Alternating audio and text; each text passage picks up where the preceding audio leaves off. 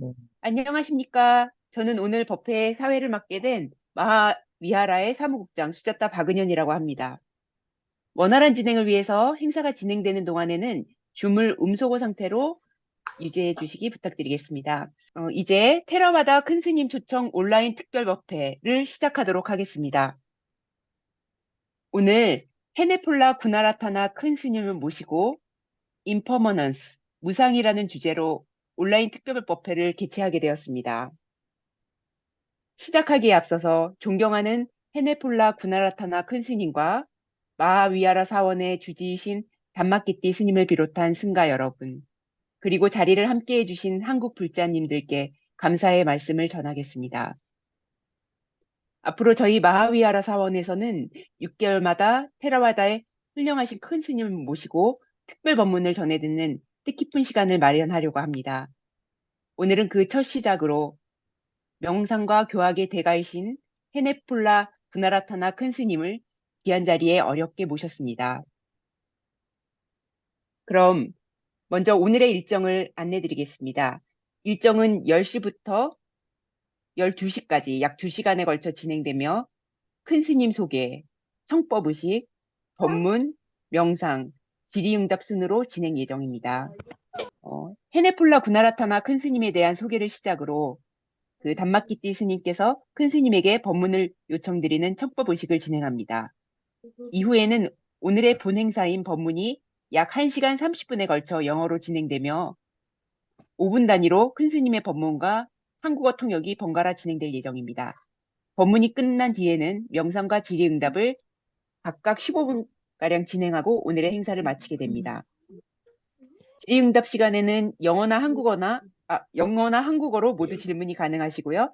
질문이 있으신 분께서는 줌 음소거 기능 해제 후 직접 발언해 주시거나 채팅창을 이용해서 질문을 올려주셔도 됩니다. 시간 관계상 약 3분으로 제한해서 진행을 하려고 합니다. 이제 일정 안내를 마치고 헤네폴라 구나라타나 큰 스님에 대해서 간략히 소개드리겠습니다. 큰 스님께서는 영어를 매개로 한 포교의 원력을 세우신 이래 전 세계를 두루 다니시며 법문과 수행 지도를 해오셨습니다. 서구 사회를 포함한 세계 각지에 부처님의 가르침이 널리 전해지는데 크게 공헌하셨습니다. 마하보디 협회 소속으로 인도의 불가촉 초민을 대상으로 전법 활동을 시작하셨으며 말레이시아에서 10년간 포교 활동을 하셨습니다. 이후 1968년부터 미국에 머무시면서 미국 최초의 테라와다 사번인 워싱턴 부디스트 위하라에서 전법을 시작하셨습니다. 그리고 1982년 웨스트 버지니아 수석 사찰인 바와나 소사이어티를 설립하시어 이끌어오시면서 총재직을 역임하셨습니다. 아메리칸 대학에서 철학 박사 학위를 받으시고 아메리칸 대학, 조지타운 대학, 메릴랜드 대학 등에서 불교를 가르치셨습니다. 스님께서 저술하신 다양한 저서와 논문들은 세계 각국에서 번역 출판되어 많은 독자들을 깨달음의 길로 이끌었습니다. 특히 가장 손쉬운 깨달음의 길, 윗바나사 명상이라는 책은 미국에서 10만 부 이상 보급되었습니다. 그리고 서구인들은 존경과 애정을 담아 반테 지라는 명칭으로 큰 스님을 부르고 있다고 합니다. 또한 큰 스님께서는 한국과도 깊은 인연이 있으십니다. 한국에도 15차례 방문하셨는데요. 1965년 처음으로 한국에 방문하셨을 당시 윗바사나 명상을 지도하셨다고 합니다. 그리고 참고로 한국의 정치가 가득한 김치도 잘 잡수신다고 합니다. 이상으로 큰 스님에 대한 소개를 마치겠습니다. 다음 순서로 담마키띠 스님께서 큰 스님께 법문을 요청드리는 청법의식을 진행하겠습니다. 청법이 끝난 후 여러분께서도 사두 사두 사두로 함께 법을 청해 주시기 바랍니다. 저희가 다 같이 함께 부처의 길을 하겠습니다. 나모타스 하면서 법의식을 시작하겠습니다. 나모타스 바그와토 아라하토 삼마 삼부타스 사 나모 타스 바게바토 아라하토 삼마 삼부다스 나모 타스 바게바토 아라하토 삼마 삼부다스 사두 사두 사두 큰 스님께 저희가 앉은 자리에서 스님께 예경을 올리겠습니다.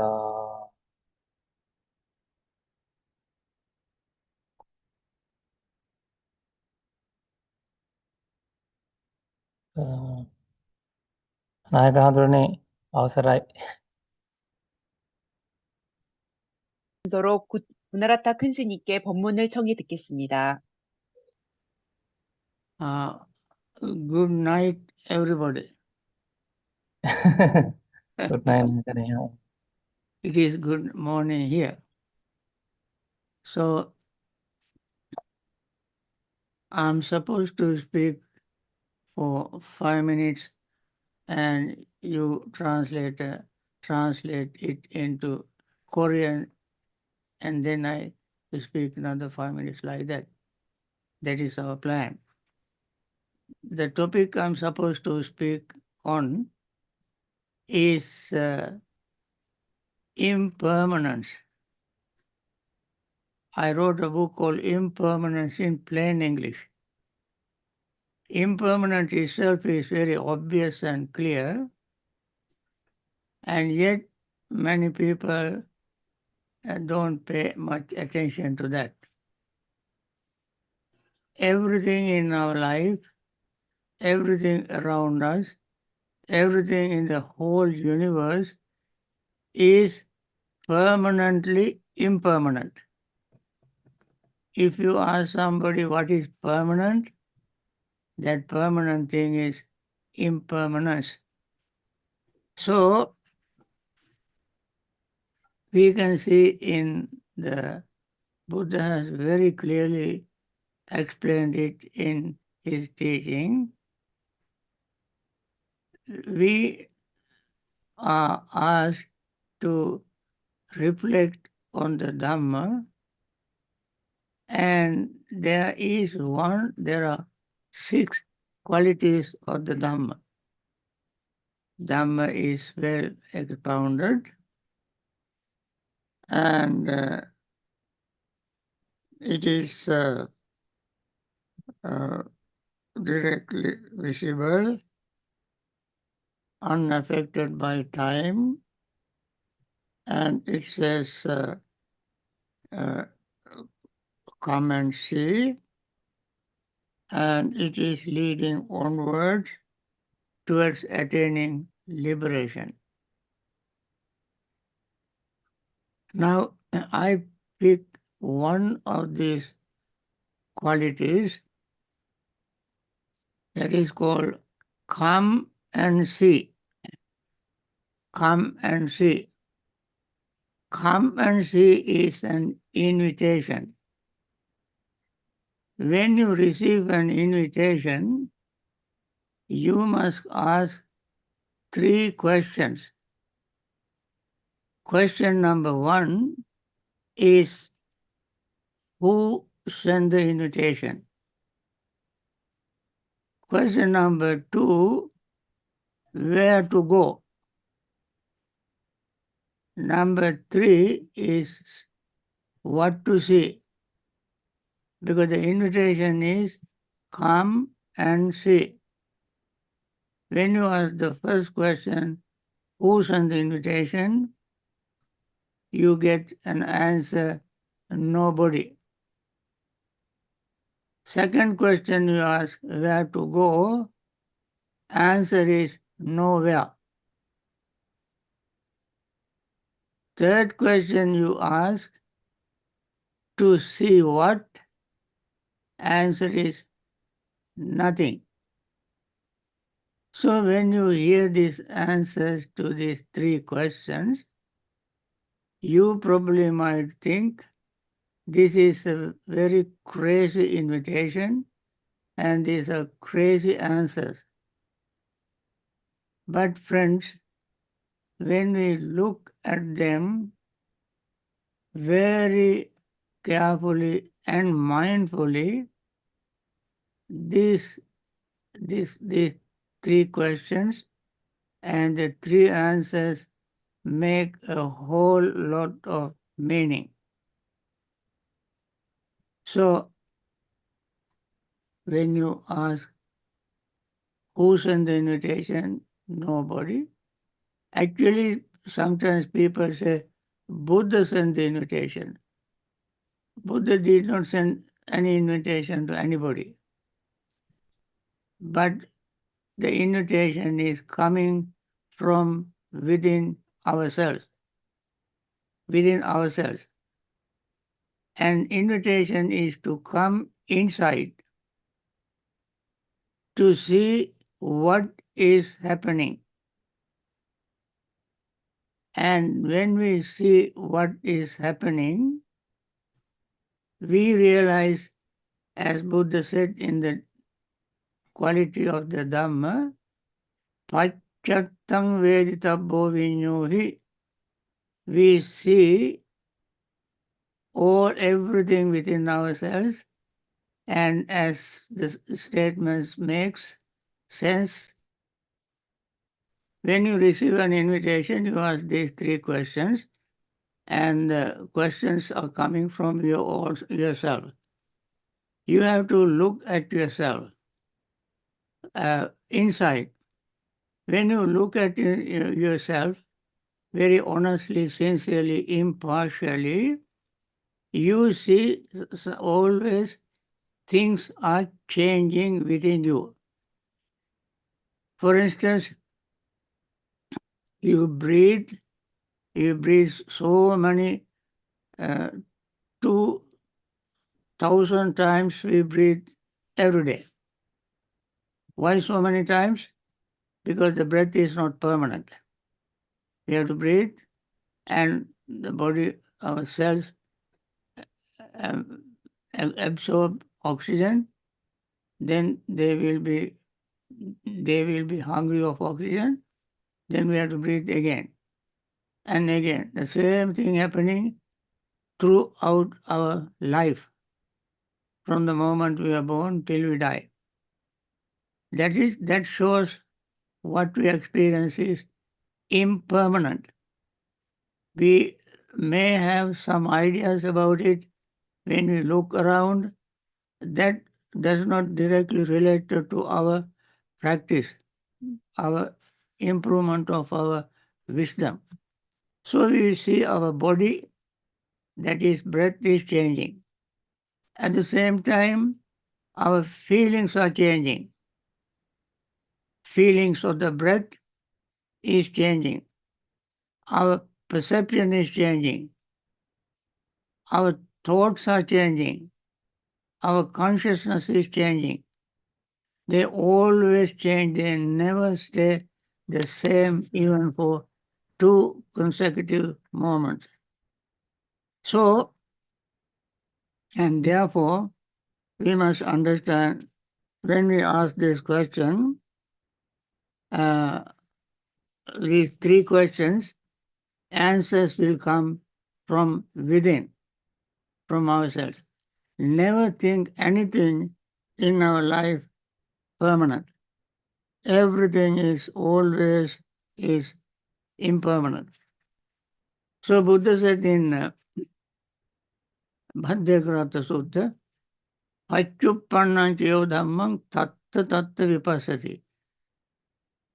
You see or we experience things happening all the time. Don't think of what happened in the past. Don't think what will happen in future.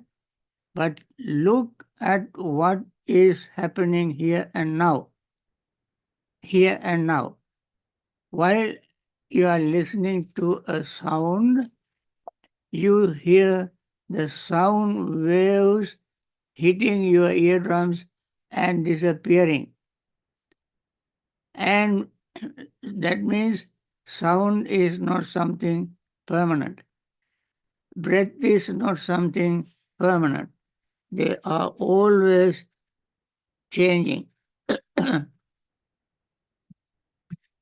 They change inside and express them outwardly.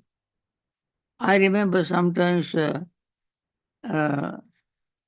people after about 20, 30 years after that they see me and they ask me, Bante, what happened? Have you seen a doctor lately? Because he has seen me changed.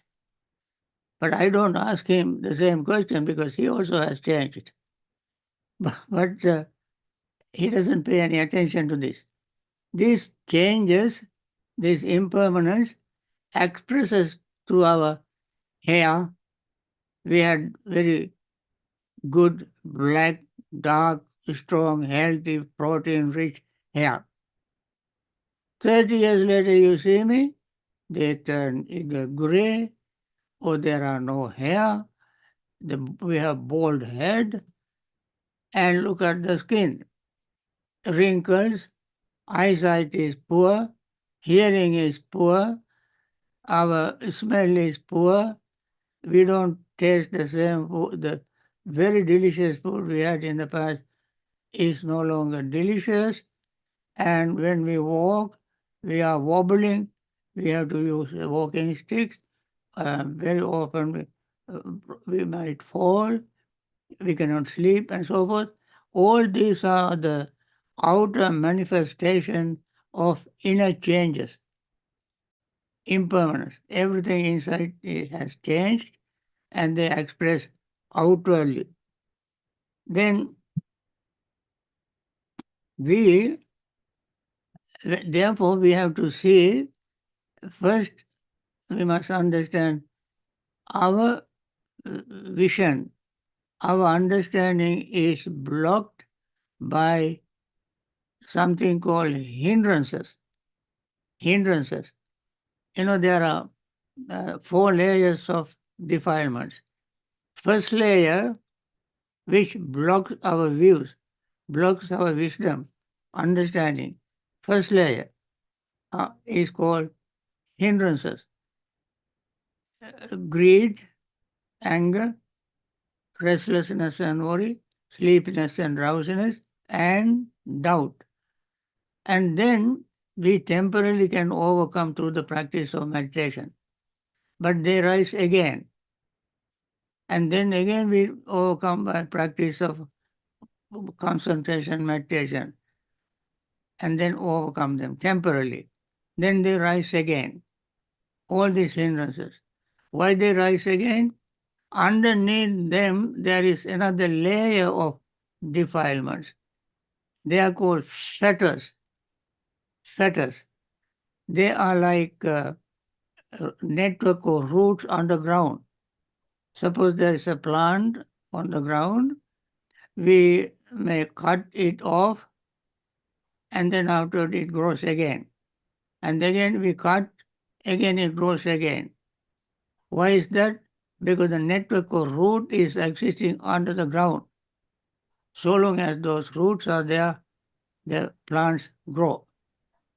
And then we destroy those roots, network of roots. And still there are very tiny ones. They are called asava.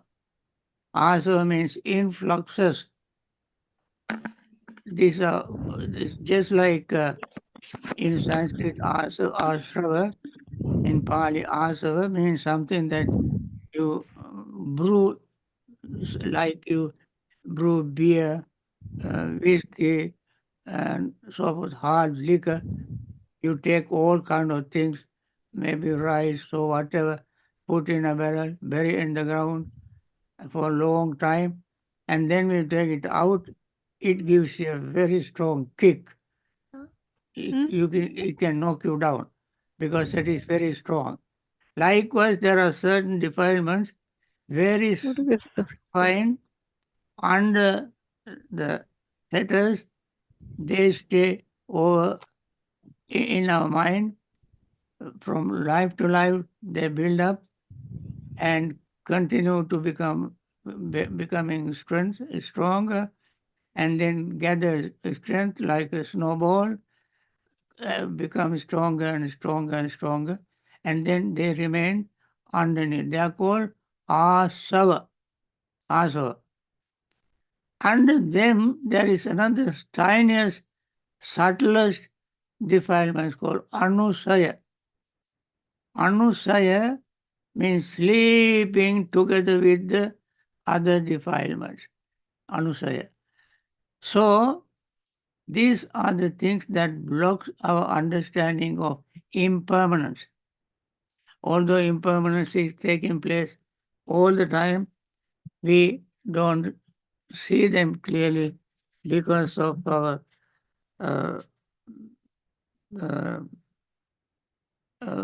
these layers of defilements. Impermanence is not something that we learn from books, from somebody outside. It is always with us. So that is why when people see me after many years, they don't,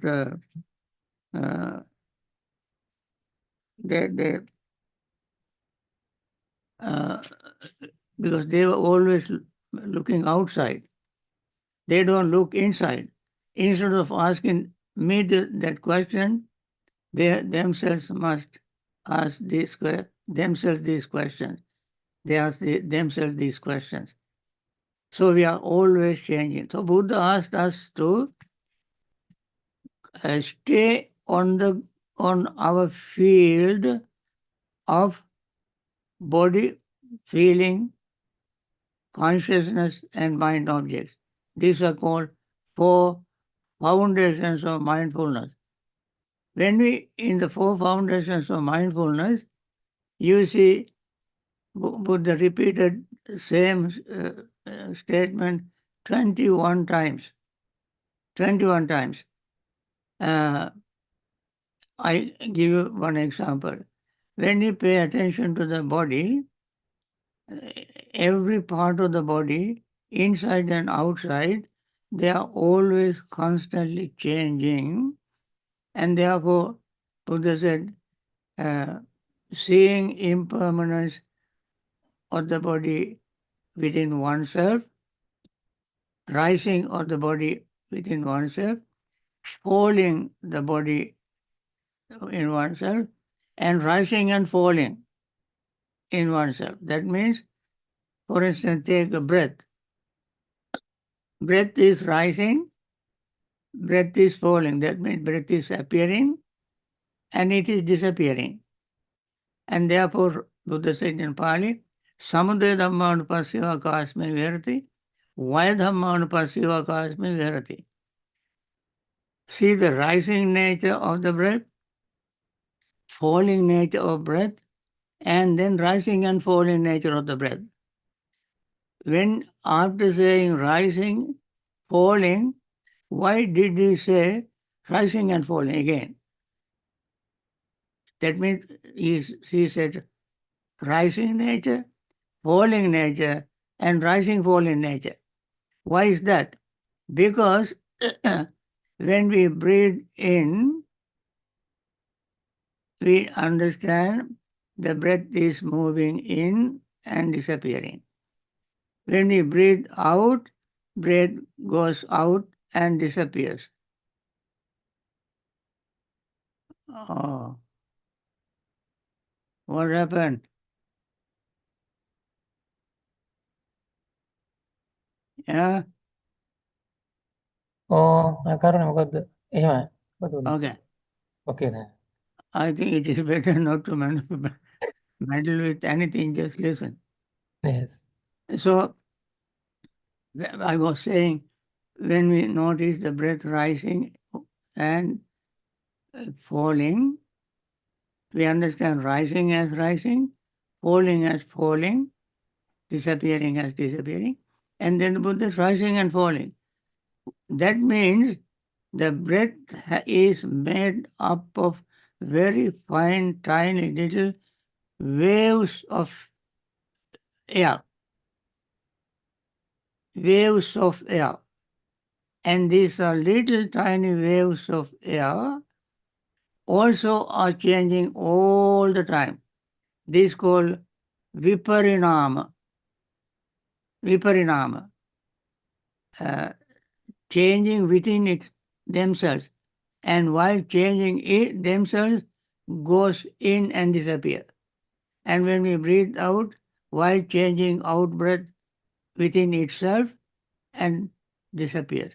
In order to show the finest changes in the breath, Buddha said 3 times, Samudaya Dhammanupasiva, see the rising, Vaya Dhammanupasiva, see the falling, and Samudaya Vaya Dhamma, rising, falling, and rising, falling.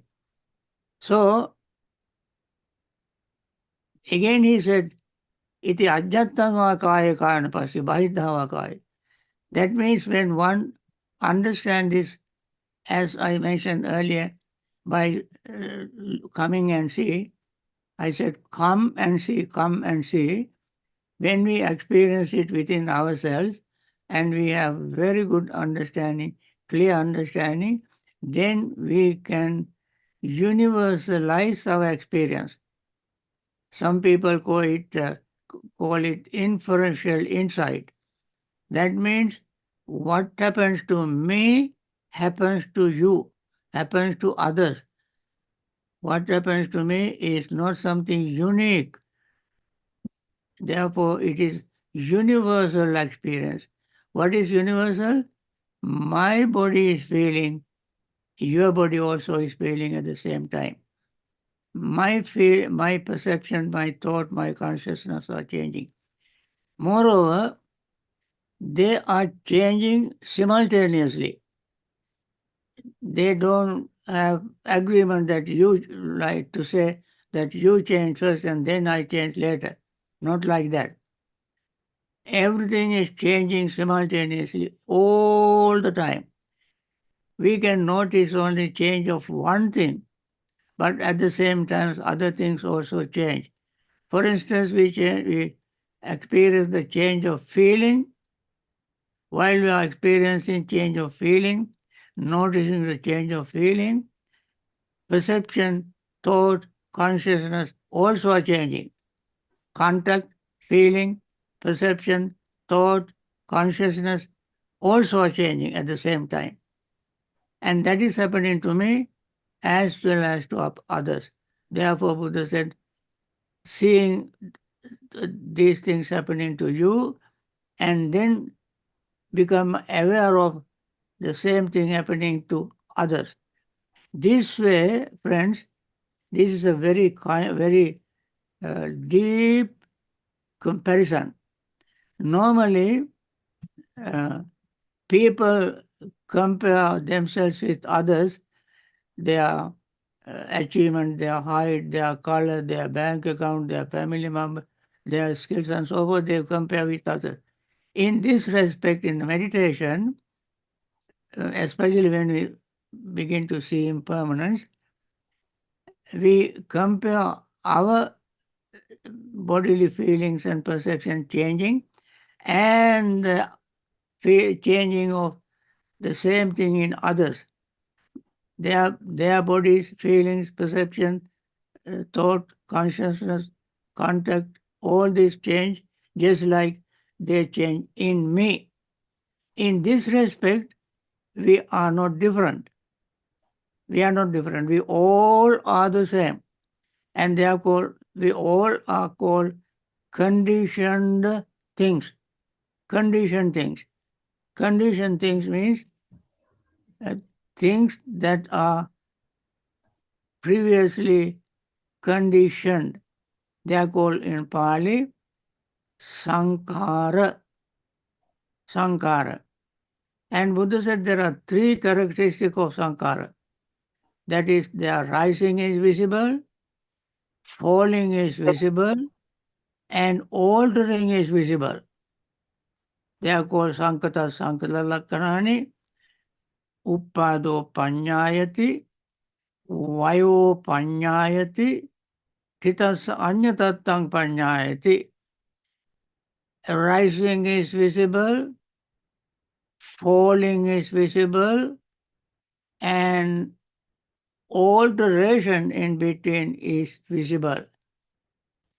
And that is what is happening to me, and that is what is happening to you.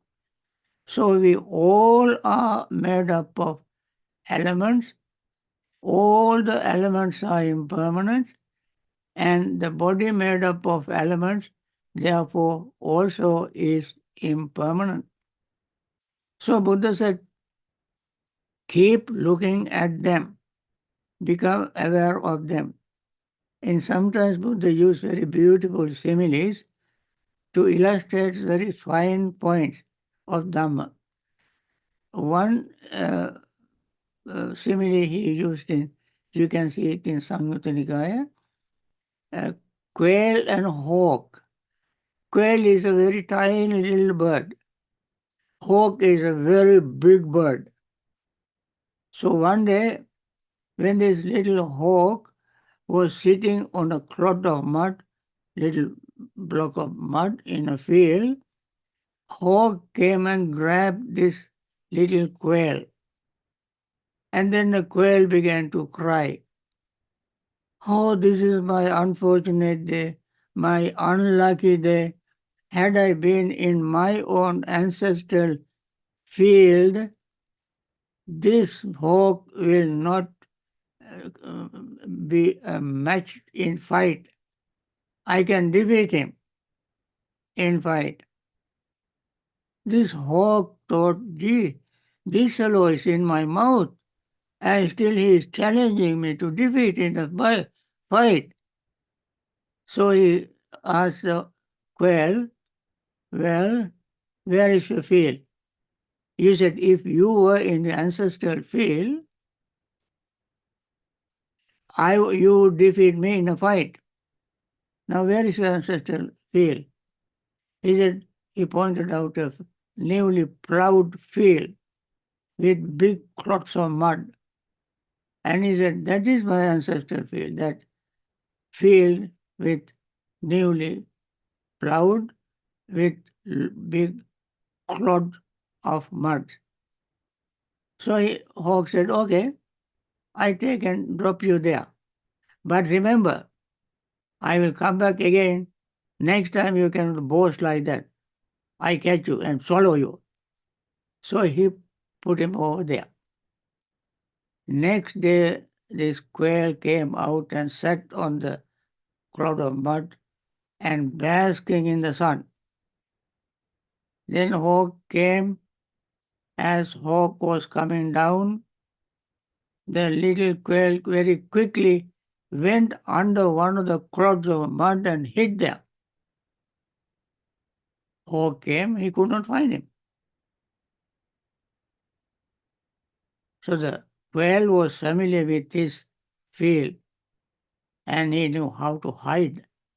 He hid himself under cloud of mud. Buddha says similarly, monks, if you stay on your own field, ancestral field, Mara cannot get you. Mara means defilements. What is our ancestral field? Our ancestral field is these 4 foundations of mindfulness. Practice mindfulness. When we practice mindfulness, no defilements can take us away. Defilements, Mara is the personification of defilements. Defilements cannot invade our mind. They cannot sneak into our mind. We remain mindful. Therefore, friends, that is why Buddha said, come and see. Don't go outside in order to understand, in order to liberate yourself, to get rid of your defilements. And for this reason, Buddha gave very, very subtle teachings. One, I think I like to, after this simile, this example, this section of my explanation, I think I must end the talk so that you will have time to translate. Buddha said, when we see things, we have to listen to it very carefully because this very very subtle. Seeing things, you must know only seeing. Hearing things, you must know only hearing. Tasting, just become aware of taste. Smelling, become aware of smell. Touching, you become aware of touch. What does it mean? When we see, we know that we are seeing. When we hear, we know that we are hearing, and so forth.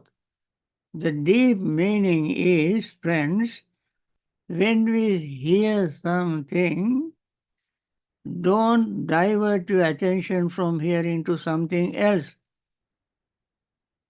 Pay 100% attention to the sound you hear. And when you hear a sound, you feel, you understand, mentally you will see, feel the sound waves. Sound waves. Sound is not one solid cylindrical object. Sound is made up of tiny little waves. And then each wave is changing. New wave arises. It happens so quickly. This is called santati, flow. This is called santati ghana. The impermanence is covered, camouflaged by this continuous flow to make it appear to be solid. There is nothing solid. Even the sound, sometimes people might think it is something solid. There is nothing solid. Everything is made up of these tiny little minute waves of air, water, fire, earth, and all. Even the tiny little sound wave is made up of 4 elements. So Buddha said, pay total, mindful, undivided attention to what you experience. There you can see the truth of impermanence. Impermanence. It is subtle, at the same time it is very gross. We see the gross level of impermanence, we don't see the subtlest level of impermanence until we develop our mind, become mindful. So friends, I think I must end the talk like this because your time you may be getting close to 11 now, 10:40 or something. Then you may translate the rest. And I wish you very, very wonderful, happy, peaceful, good night.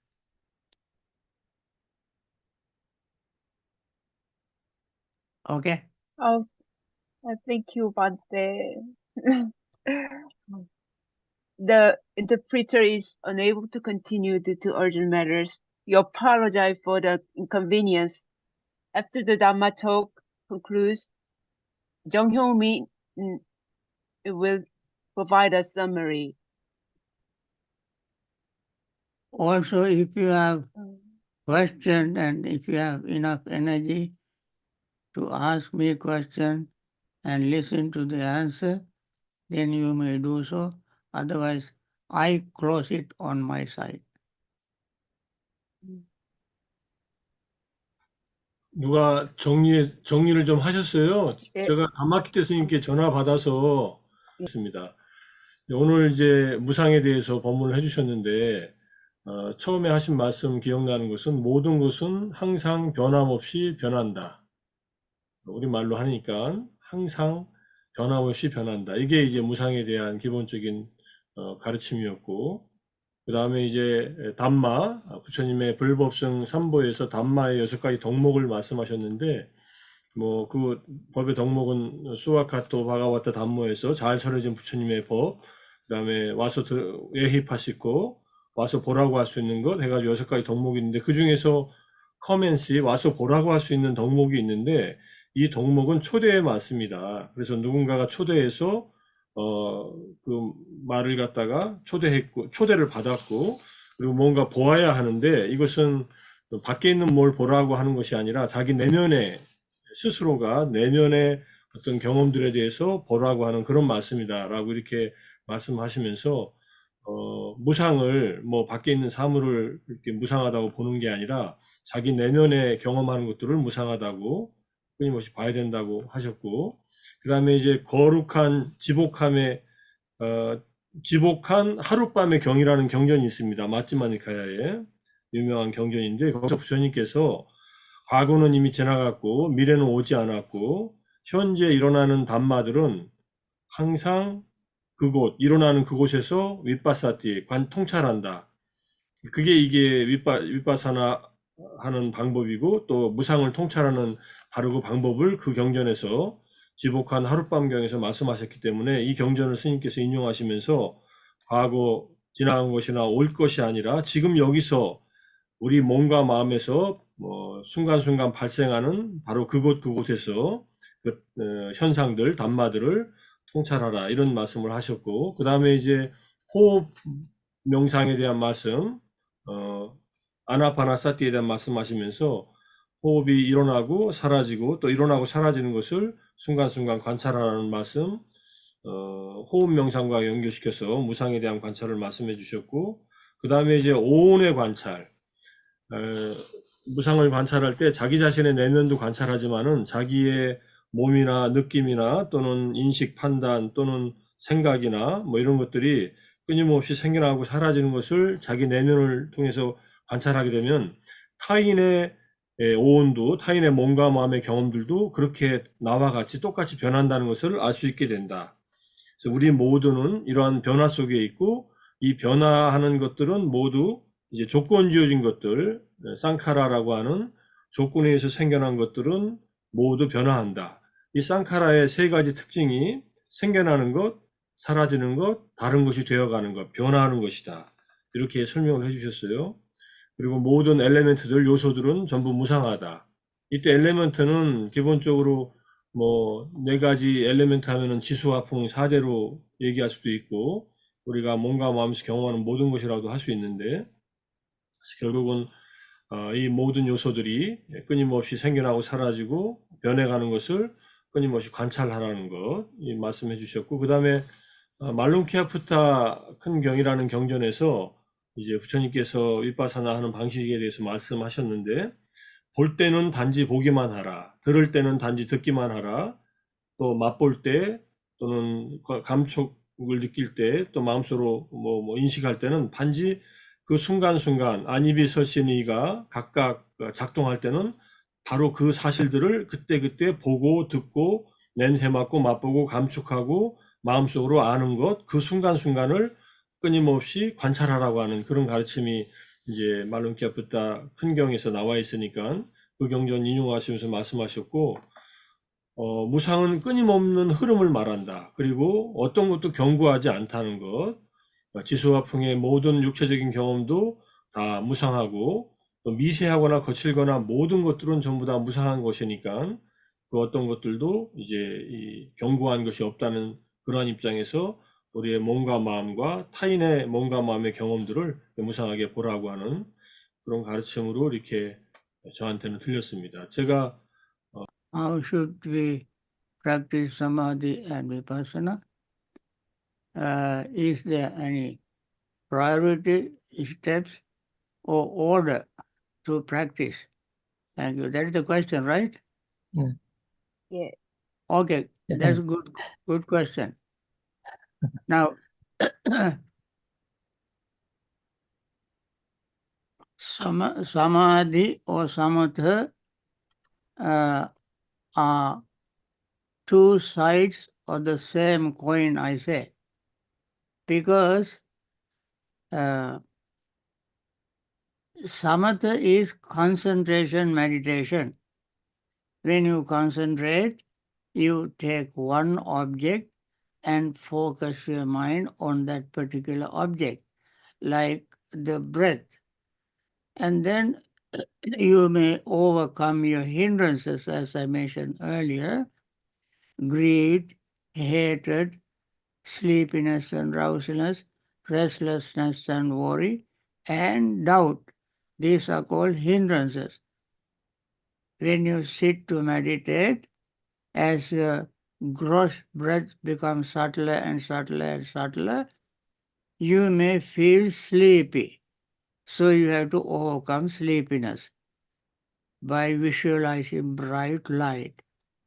When you have restlessness and worry, you just forget the past, forget the future, but bring the mind back to the breath. When you have a greed, you see the greed is always painful. It has danger of impermanence, unsatisfactoriness, and therefore greed always is a very dangerous thing, and see the disadvantage of greed and get rid of it. When hatred arises, also you can see hatred is another dangerous thing that can hurt you, hurt others, injure you, increase your blood pressure and so forth. You get rid of hatred by practicing metta, loving friendliness. Then doubt, when doubt arises, you think of the Buddha. Buddha is the best, the highest, greatest enlightened being ever born on earth. And we have very deep trust in the Buddha. So overcome these doubts and return to your breath, and you practice and practice, paying attention to the breath. You gain concentration. That concentration has 5 qualities: initial application, sustained application, joy, happiness, and concentration. These are the 5 qualities. Then you are what you call in jhana, concentration, meditation. Jhana also has 4 levels, material jhana, and there are 4 levels called immaterial jhana, altogether 8. The highest of them is neither perception nor non-perception. That is your concentration path. You practice, that's called samadhi method. For vipassana,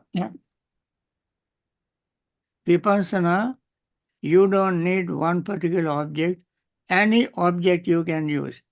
All you need is your body, feeling, perception, thought, and consciousness. We have this. They are called 5 aggregates. And for vipassana, any part of the body, we can focus the mind and see them under the light of impermanence, unsatisfactoriness, and selflessness. Whatever is impermanent, everything is impermanent, as I said. That is the beginning of vipassana meditation. Vipassana meditation means seeing impermanence, unsatisfactoriness, and selflessness, called anicca, dukkha, anatta in Pali. Seeing these 3 things in everything. And then Buddha said, whatever is impermanent is unsatisfactory. Yada nityam tan dukkha. Dukkha means unsatisfactory. Whatever is dukkha is without self. Yada yan dukkham tadanattam. Whatever is dukkha is without self. Then you will see that this is not I, this is not mine, this is not myself. Any particular part, netang mama, ne sohamasmi, name so atta. These are the counterpart of tanha, mana, ditti. Tanha is craving, mana means conceit, ditti means wrong view. For overcoming tanha, we said, this is not mine. This is not mine. This is not mine. That to overcome tanha, craving. How can you say this is not mine? Because this is impermanent. I have no control over that. And this is not mine. This I am not. I am not this particular thing. I am is a conventional term we use to express our ideas. Otherwise, there is no I to say I am. And this is not myself. If there are no self means that there is no overlordship to control anything. And therefore, when we see impermanence, unsatisfactoriness, selflessness, we can say to ourselves, this is not mine, this I am not, this is not myself. And this way practicing is called vipassana meditation. Vipassana, vi means very special, passana means seeing. We see in a very special way. What is the special way? The special way is the way that not ordinary people see. That special way is to see not with eyes. Everyone sees with eyes. That is general way, not special way. That is not special. What is the special way? Seeing with wisdom, with the wisdom eye. Seeing with wisdom eye, anicca, dukkha, anatta is a special way. Anicca, dukkha, anatta, where we see them? We see them in our body, in our feelings, in our perception, in our thoughts, in our consciousness. These are all we have, 5 aggregates. We see their impermanent, unsatisfactory, selfless nature. That is vipassana practice. Why do we want to do that? We want to get rid of our tanha, craving. Craving is the cause of suffering. According to the Four Noble Truths, craving, desire, greed is the cause of suffering. If you want to get rid of suffering, we must get rid of cause of suffering. The desire, greed, clinging, craving. And therefore, when we see people practice vipassana, we get rid of craving. And also we get rid of ignorance, because ignorance is called view, wrong view, ditti. So we want to get rid of our craving and wrong views, and mana, conceit. Mana will be destroyed only when we attain full enlightenment, arahanthood. That is the last subtle, one of the last 5 subtle fetters. Rupa raga, mana, uddhacca, avidya. Mana is one of the subtle fetters that we have to overcome to attain full enlightenment. And therefore, for this reason, we practice vipassana. Samatha practice, you gain concentration, and no matter how long you practice concentration, how long you live with concentration, how many lives you live in concentration, how many planes you exist in with concentration, you will not be free from suffering. Long before Buddha came into existence, there were many, many people who practiced concentration. They never attained enlightenment. Why? Because they did not practice vipassana. They even did not know what vipassana is. When Buddha came into existence, he discovered vipassana. And that is his very special discovery. That's what he said in Dhammacakkappavattana Sutta.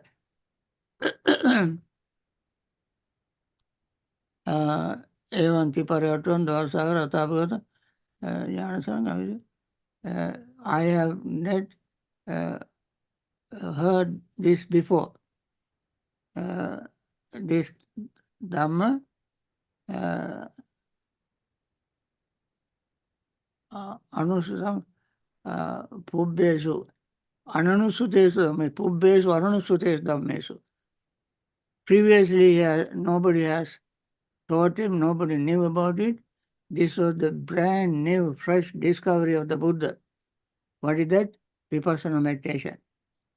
And Four Noble Truth, Noble Eightfold Path, through the practice of Vipassana, he discovered and got rid of his suffering and attained full enlightenment. Therefore, enlightenment path is Vipassana path.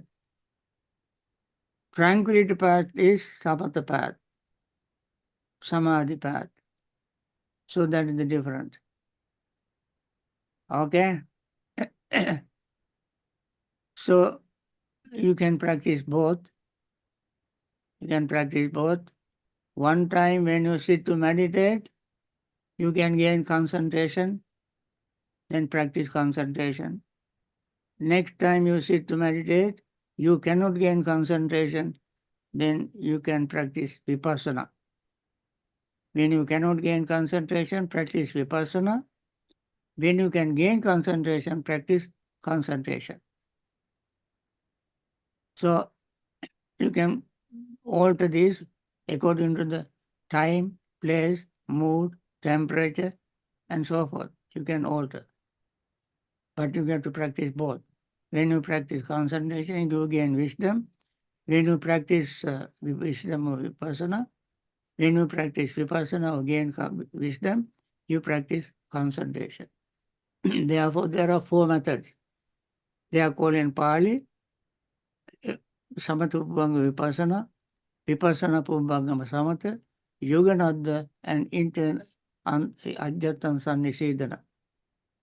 Samatha Pubbanga Vipassana means you practice Vipassana preceded by Samatha. Or you practice Samatha preceded by Vipassana. Vipassana Pubbangama Samatha. Second method is called Yoganadha. You combine both together. Third method is without any of these things. You see internally inside yourself, things are settling, mind is settling, becoming calm, relaxed, peaceful. Your defilements slowly disappear. That is called internal ajjatam sannisidana. You can see this expression in Dvedha Vitakka Sutta in Majjhima Nikaya. Dvedha, two kinds of thoughts, is translated into English. Two kinds of thoughts. Dvedha Vitakka. Dve means two, dha means twice, vitakka means thought. Two or double, two kinds of thoughts. Discourse, two kinds of thoughts. This last term called Ajjatan Sannisidana, this particular phrase, line, you can see in that particular discourse. So there are four methods. Tranquility preceded by insight, insight preceded by tranquility, combination of both, and internal settling the mind. These are the four methods. I think, friends, this may be enough on my part, and I'm glad that you all came and asked very good question. And I close my screen now. නායක හඳුරන්නේ සමා වෙලා නායක හරනේ මේ විනාඩි 5ක් විතර අපි නායක හරුත් එක්ක මේ භාවනා කරන්න කැමැති ඉන්න නායක හඳුරෝ. ඒ නිසා මේ අපි හැමෝම නායක හඳුරත් එක්ක එහෙම කරලා ඉවර කරන්න. භාවනා කරනවා එක. එහෙම නායක. ซินี미란 명상 좀 하면 좋겠다고 말씀드렸거든요. 이제 사실 이제 스님 1시간 지냈으니까 그래서 저희가 그 아까 이제 질문하신 거 우리 좀 거기 번역 좀 필요하겠죠? 제가 조금 설명해 드릴게요. 네네, 교수님. 그 질문하신 분이 어떻게 삼매와 위파사나를 닦아야 합니까? 무엇을 먼저 닦아야 되는지, 단계가 있는지, 또는 수행의 순서가 있는지 이렇게 질문했고, 아주 좋은 질문이라고 스님이 말씀하셨고, 스님이 이해하시는 설명이 지금 사마타 위파사나에 대한 전체 설명을 다 하셨어요. 그래서 쭉 그냥 제가 기록한 거 말씀드릴게요. 이 두 가지 수행은 하나의 수행의 두 가지 어떤 방식이다. 사마타는 집중 명상이고 하나의 대상에 집중하는 명상이고 예컨대 호흡과 같은 대상에 집중하는 명상이라고 하셨고 이것은 5가지 덮개 욕망, 분노, 그 다음에 혼침과 수면, 들뜸과 우울, 의심을 이제 극복하는 그러한 수행이다. 그리고 이 5가지 덮개에 대한 각각의 가라앉히는 방법에 대한 설명을 좀 해주셨고요. 그 다음에 5개를 극복하고 5가지 덮개를 극복하면은 5가지 선의 구성 요소인 일으킨 생각, 지속적 고찰, 기쁨과 행복과 마음의 집중이 갖춰진다. 이렇게 5가지 선의 구성 요소가 갖춰지면은 이제 색계의 삼매에 들어가서 색계의 초선, 이선, 삼선, 사선과 무색계의 사정, 공무변처, 식무변처, 무수유처, 비상, 비비상처까지 이렇게 닦을 수 있는 게 삼매의 길이다. 이렇게 말씀하셨고 위파사나는 우리의 신수신법의 모든 대상, 몸과 마음의 모든 대상을 어떤 것이라도 관찰하면 된다고 말씀하셨고 그것은 무상고 무아의 입장으로 관찰하는 것이다. 무상을 변하는 것, 임퍼머넌스는 불만족스러운 것, 무아는 자라고 할 만한 것이 없다는 것 이렇게 말씀하셨고 무상을 관찰하는 것이 위파사나의 시작이다 라고 말씀하셨으며 무상한 것은 괴로움이고 괴로운 것은 무아다라는 논리로서 경전에서는 설명하고 있고 무아는 나가 아니고 나의 것이 아니고 나의 자아가 아니라는 것을 이제 지혜로서 꿰뚫어 보는 것이다라고 말씀하셨습니다. 그래서 사견과 그 다음에 가래와 그 다음에 암안심, 마나, 악연, 암안심을 전부 다 극복하는 것이다 말씀하셨는데 윗바사나 할 때 위는 특별하게 바사나는 보는 것이다. 이것은 보통 사람들이 보는 것과 다르게 지혜의 눈으로 보는 것인데 지혜의 눈으로 무엇을 보느냐? 무상고무아, 오온에 대해서 우리의 몸과 마음의 모든 경험에 대해서 무상고무아로 보는 것을 윗바사나라고 한다 말씀하셨고 그래서 가래라고 하는 것, 그 다음에 욕망, 무명이라고 하는 잘못된 견해, 그 다음에 아만이라고 하는 이 3가지를 전부 다 소멸시키는 그것이 바로 윗바사나를 통해서 가능하다. 아만심은 아라한에서 모두 소멸하고 아라한에서 소멸되는 5가지 오상분결이라고 하는 번뇌가 있는데 그 중에 하나가 아만심이다.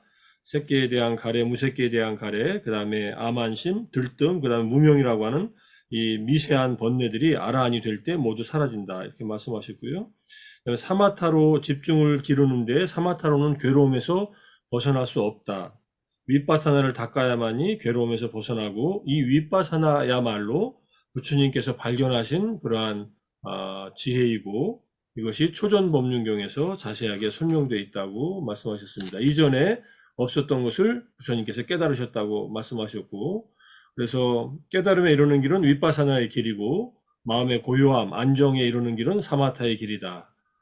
이렇게 말씀하셨습니다. 이 둘을 닦는 방법은 이제 앙구타라니카의 이제 4가지 방식으로 닦는데 사마타를 먼저 닦고 윗바사나를 나중에 닦는 방법, 윗바사나를 먼저 닦고 사마타를 나중에 닦는 방법, 사마타와 윗바사나를 결합해서 닦는 방법, 그 다음에 수행하다가 법에 의한 들뜸이 일어났을 때 내적으로 안정을 찾고 깨달음에 도달하는 방법이 있는데 이 4번째 것이 이제 마츠마니카야의 제가 듣기로는 위타카 산타나 수타라고 하는 그 맞죠? 네네. 위타카 산타나 수타라는 경전의 4번째 이 경전을 보면은 이 4번째 내용에 대해서 자세한 설명이 있다라고 말씀하셨습니다. 네. 이상입니다. 네네. නායකහරු ට්‍රාන්ස්ලේෂන් කරා නායකහරුනේ. එහෙනම් විනාඩි 5කට විතර නායකහරු භාවනාවේ නිරත වෙන නායකහරු. හොඳයි. 명상 Okay. Now, friends, let us do some meditation.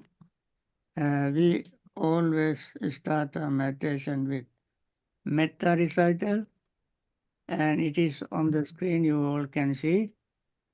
And I recite it, you listen to it, and then I speak only very few words as a form of instruction, and then meditate together. May all beings be happy and secure. May all beings have happy minds. Whatever living beings there may be, without exception, weak or strong, long or large, medium, short, subtle or gross, visible or invisible, living near or far, born or coming to birth. May all beings have happy minds. Let no one deceive another, nor despise anyone anywhere, neither from anger nor ill will should anyone wish harm to another. As a mother would risk her own life to protect her only child, even so towards all living beings, one should cultivate a boundless heart. One should cultivate for all the world a heart of boundless loving friendliness, above, below, and all around, unobstructed, without hatred or resentment. Whether standing, walking, sitting, lying down, or whenever awake, one should develop this mindfulness. This is called divinely dwelling here, not falling into erroneous views, but virtuous and endowed with vision, removing desire for sensual pleasures. One comes never again to birth in the womb. Okay, with this metta thought, we start our practice. Now, at this time, sit in upright, relaxed position and closing your eyes, focusing your mind on the breathing. Breathe very slowly and deeply until your entire lungs are full of breath. And the diaphragm goes way down, leaving more room in lungs to breathe in. Breathe very slowly. Breathe out very slowly.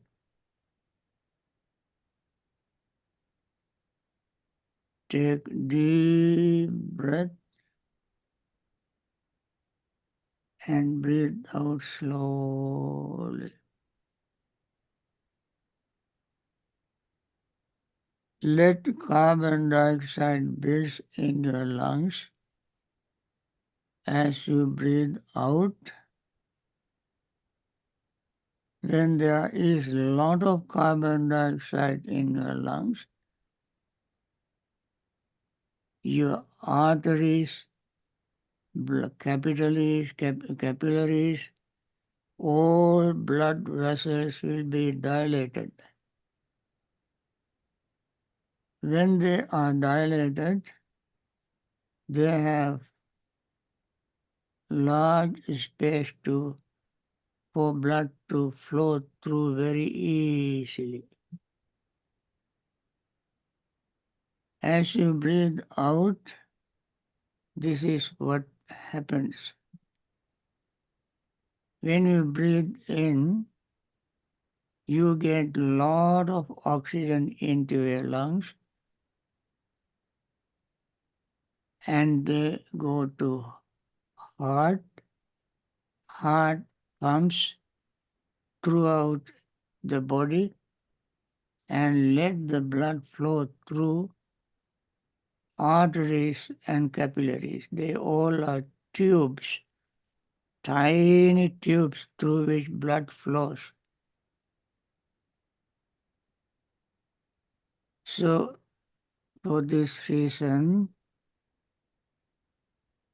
slowly breathe in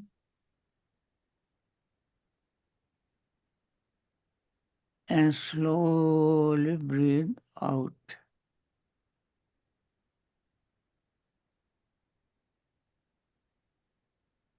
Maybe 6 inhaling, 6 exhaling per minute. That slowly we breathe in slowly breathe out.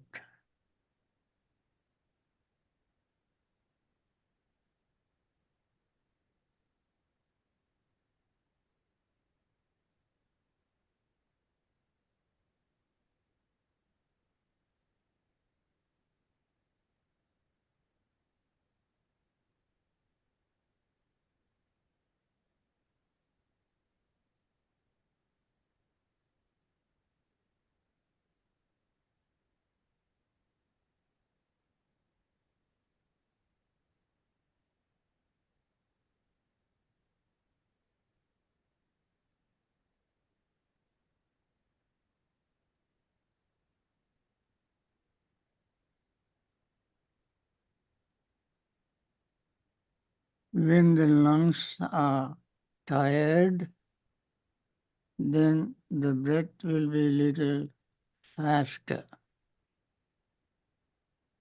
Becoming aware of that, breathe in and breathe out.